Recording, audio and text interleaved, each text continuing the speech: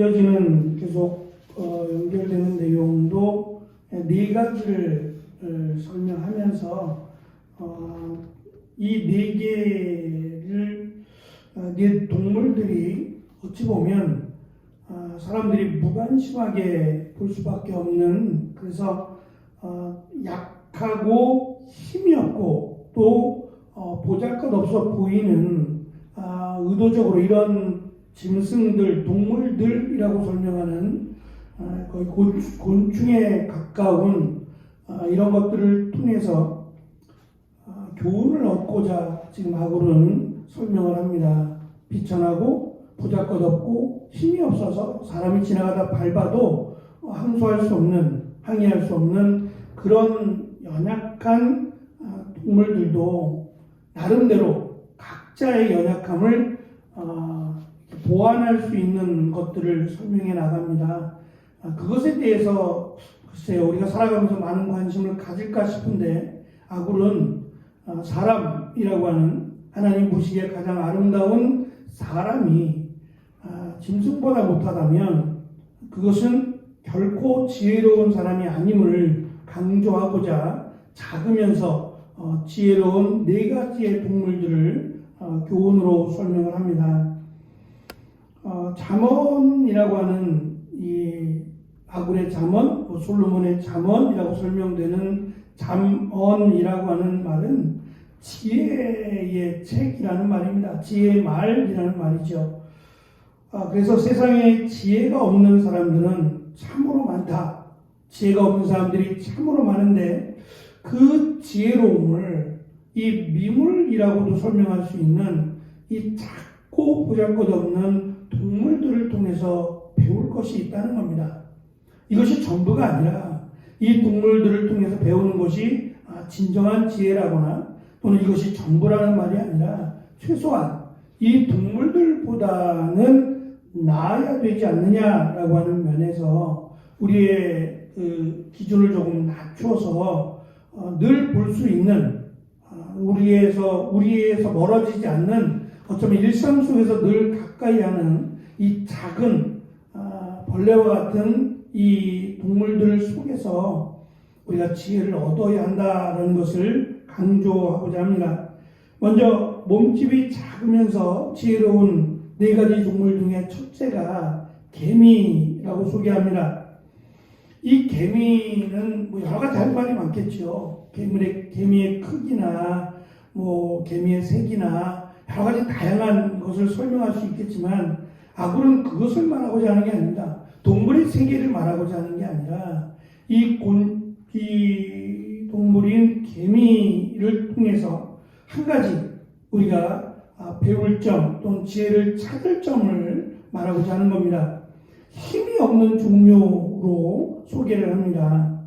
개미는 떼를 지어 무리로 살지만 사람들이 보기에 연약해서 한 번만 밟아도 수백 마리씩 죽기도 합니다. 물론 개미에 따라 다르지, 어떤 개미냐에 따라서 굉장히 무섭고도 인간에게 위협이 될 만한 그런 개미의 종류도 있습니다. 하지만 여기서 지금 아굴이 강조하고자 하는 것은 그런 개미의 종류나 습성을 말하고자 하는 게 아니라 일반적인 늘 볼 수 있는 그런 개미들이 약하다, 무리를 지어 다니기도 하지만 사람이 지나가다 밟아도 꼼짝없이 죽을 수밖에 없는 그 연약한 존재라는 것을 설명하고, 그럼에도 우리가 배울 점이 있는데 그것은 성실함 또는 부지런함이라고 설명을 합니다.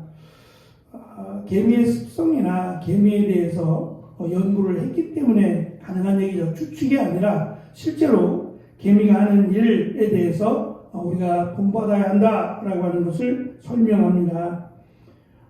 개미는 여름에 열심히 일해서 먹을 것을 저장해 둔다고 합니다. 그리고 추운 겨울 또는 일기가 좋지 못할 때 그 지하에서 또는 자기들의 처소에서 모아놓은 양식들을 먹으며 생활한다고 합니다. 그것을 좀 보고 배우라는 거죠. 우리의 우화에도 개미와 배짱에 대한 내용이 있지 않습니까? 역시 마찬가지라고 생각합니다. 부지런함, 성실함, 그들이 이것이 정말 지혜라서 그렇게 가르치고 있느냐라는 건 모르겠습니다. 하지만 그들의 본능이 늘 그렇게 예비하고 준비하는, 자신의 미래를 위해서 성실하게 준비하는 그것만큼은 최소한 우리가 본받아야 한다라는 것을 강조합니다. 두 번째, 작고 지혜로운 동물은 사반입니다. 이 사반은 보통 그 토끼, 바위 토끼라고 불려지는 동물인데요. 약 50에서 60cm까지 자란답니다. 일단 초식동물이고 약해서 이 포식자인 이 사나운 동물들의 늘 먹이가 되죠. 그래서 이들이 잡혀 먹지 않기 위해서, 잡혀서 죽지 않기 위해서 나름대로 자기들이 보완했다라고 할 수 있는 것이 뭐냐면 무리를 지어서 사는 겁니다. 무리를 지어서 살고 바위 틈에 집을 짓는다고 합니다. 이제 그래서 바위 틈 속에 들어가 숨어버리면 아무리 늑대나 사자가 와도 바위 틈에 숨어 있는 이 사과를 어떻게 꺼내서 자신들이 먹겠습니까?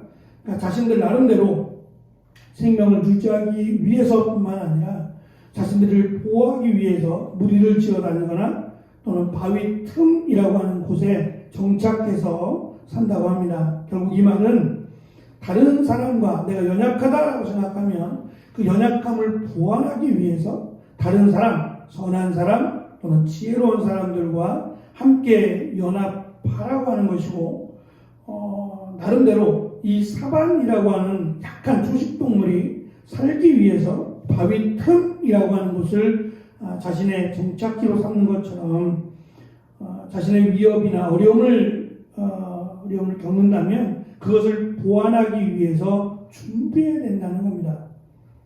내 부족함이 무엇이고 내가 어떻게 하면 되는지에 대해서 고민하고 그것을 보완해 나아가야 그 다음을 준비할 수 있다는 거죠.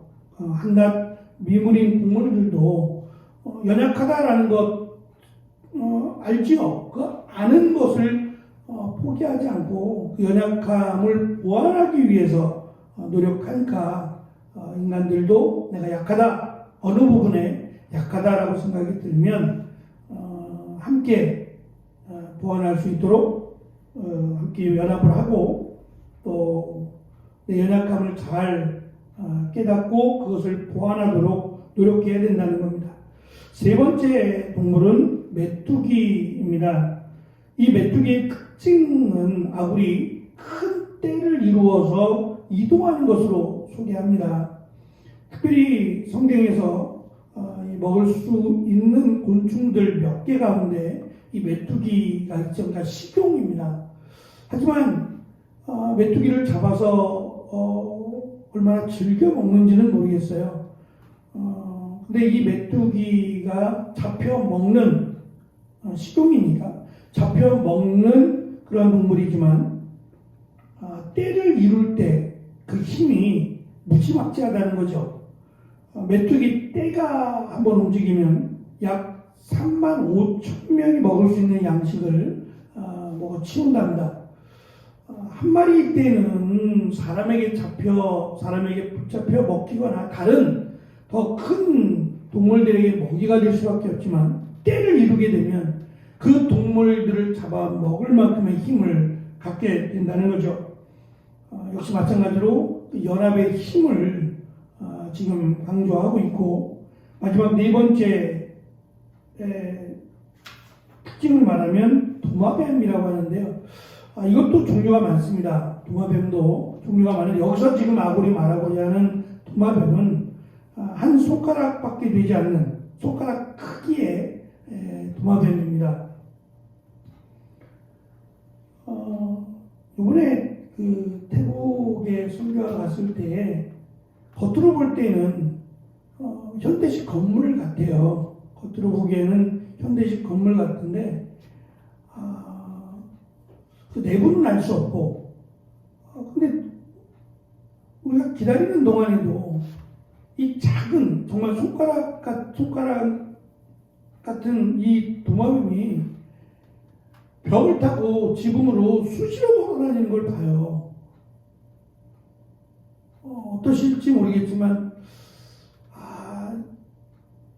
갈 때마다 마음이 불편해요. 그러니까 도마뱀이 없는 곳을 좀 잡아주면 안 되나? 그런 것도 있을 텐데 숙소가.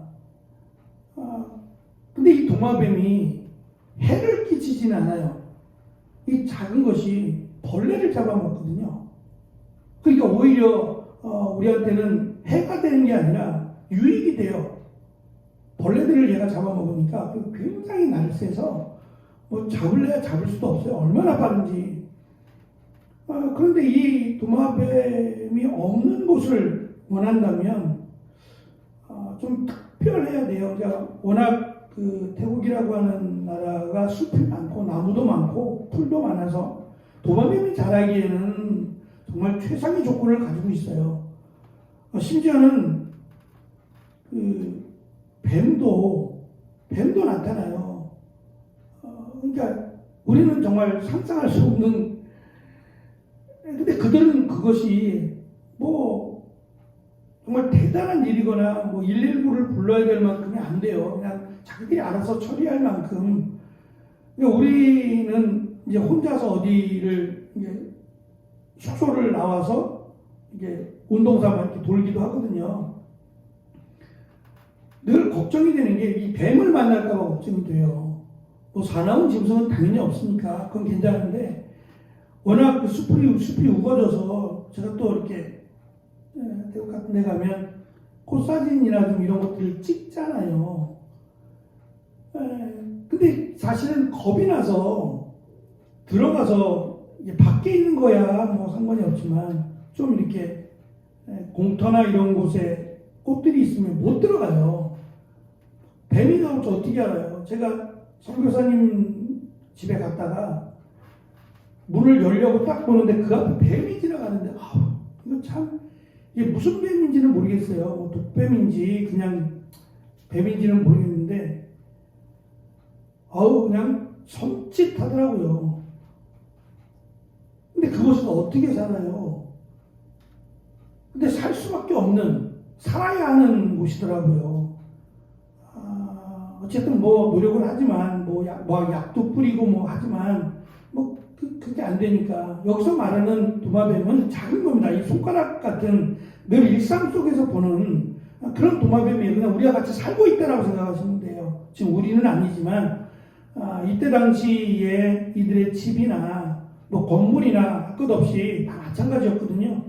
곳곳에 도마뱀들이 돌아다니고 그것을 그냥 무신경하게 두고 살아요. 그러니까 왕궁 또는 왕의 처소라고 하는 곳은 왕의 가장 가까운 사람만이 들어갈 수 있는 곳이에요. 아무리 신하라도 왕의 처소에 있지는 않습니다. 왕에는 머물겠지만 왕의 처소에 들어갈 수 있는 사람은 몇 안 돼요.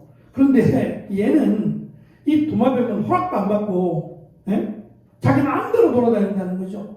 왕이 있는 처소에 자기 마음대로 돌아다니고 활개치며 돌아다닌다는 거예요. 결국 이 말이 하고자 하는 것은 재능이 없는 사람이라 할지라도 지혜로우면 얼마든지 행복한 삶을 살 수 있고 좋은 것들을 누릴 수 있다라고 하는 것을 지금 강조하고자 하는 겁니다. 우리가 개미가 될 수 없고 또 메뚜기가 될 수 없고 사반이나 이 도마뱀이 될 수 없죠. 어떻게 하나님 만드신 인간이 이런 동물이 될 수 있겠습니까? 반대로 생각하자면 그런 보잘것없는 미물에 해당되는 것들도 나름대로 행복하고 나름대로 성실하게 또 자신의 약점을 보완하며 살아간다는 거예요. 그렇다면 인간된 우리도 나의 연약함 있을 수 있잖아요. 충분히 부족함이나 연약함이 있을 수 있다. 인정하고 그것을 보완할 수 있도록 다른 사람들과 연합을 하거나 아니면 이 약한 부분들을 보완하기 위해서 먼저 근면하고 성실해야 되고 또 그 연약함을 채울 수 있도록 보완하기 위해서 노력해야 된다. 그리고 나에게 주어진 것들로 만족하고 또 행복할 수 있는 도마뱀이 행복하겠습니까? 왕궁에 있다고 행복하고 초가집에 있다고 불평하겠습니까? 그런 게 아니겠죠. 내가 있는 그곳에서 행복을 찾고 또 만족할 수 있는 삶을 살 때에 세상에서 가장 작은 동물들도 나름대로 자기들이 성실하게 열심히 행복하게 살아가는데 하물며 하나님의 형상을 닮은 인간이 연약하다는 것 이유로 불평하고 또 내가 만족하지 못하다 해서 원망한다면 지혜롭지 못하다는 거죠. 내가 있는 그곳에서 성실하게 살아가며 또 감사하고 오히려 행복을 찾는 그것이 지혜로운 자의 삶이다 라고 하는 것을 아굴은 이 동물에 빗대어서 미물에 빗대어서 지혜를 배우라고 우리에게 가르쳐 줍니다.